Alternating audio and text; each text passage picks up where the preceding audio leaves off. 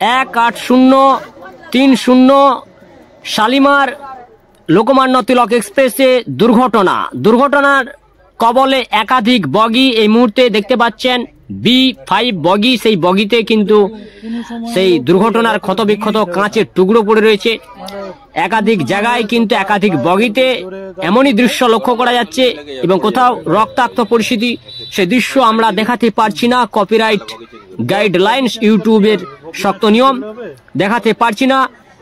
5 থেকে 6 জন শিশু কিন্তু আহত হয়েছেন।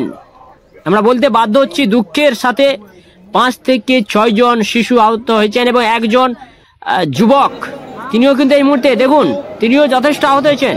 এবং S2 বগিতে আমাদের কাছে এই মুহূর্তের সব থেকে বড় খবর, S2 বগিতে একজন 35 থেকে 38 বছর বয়স যুবক, তার কিন্তু জখম একটু বেশি হয়েছে।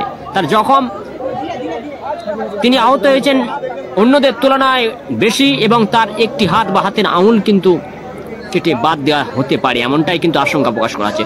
আমরা সেই দৃশ্য দেখাতে পারছি না, দেখতে পাচ্ছেন একটু হলেও, কিন্তু আমরা সেই দৃশ্য দেখাতে পারছি না কারণ রক্তাক্ত পরিস্থিতি রয়েছে, তাই আমরা সেই দৃশ্য তুলে ধরতে পারছি না। রেলওয়ে, পুলিশ ফোর্স, RPF যথেষ্ট দ্রুততার সহিত তারা কিন্তু সাহায্যের হাত বাড়িয়ে দিচ্ছেন এবং দেখতে পাচ্ছেন আতঙ্কিত, ভয়ভীত রয়েছেন যাত্রী বা যে রেল যাত্রীরা রয়েছেন, প্যাসেঞ্জাররা রয়েছেন। জায়গায় জায়গায় রক্তের দাগ, আমরা সেই দৃশ্য দেখাতে পারছি না, কপিরাইট গাইডলাইন্স আমরা অগ্রাহ্য করতে পারবো না। রবিবার বা 19 মে 2024 ঠিক সকাল 10:30 থেকে 11টার মধ্যে রায়পুর স্টেশনে প্রবেশ করার আগে ঠিক 10 থেকে 15 মিনিট আগের মুহূর্তে উড়কুড়ায় এই ট্রেন দুর্ঘটনা বলা যেতে পারে।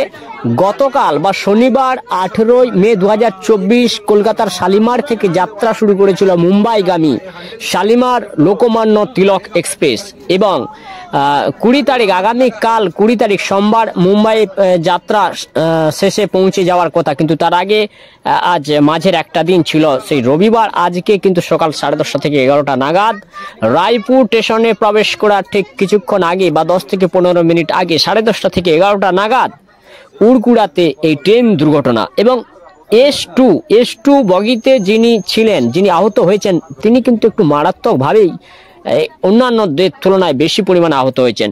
কারণ এখনো পর্যন্ত যেটা খবর, তার হাতের আঙুল বা একটি হাতের কিছুটা অংশ হয়তো কেটে বাদ দেওয়া হতে পারে।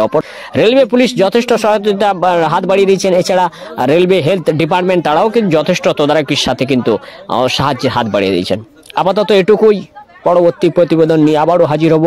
সাথে থাকবেন, নজর রাখবেন পশ্চিমবঙ্গ TV15 বা ওয়েস্ট বেঙ্গল TV15-এ।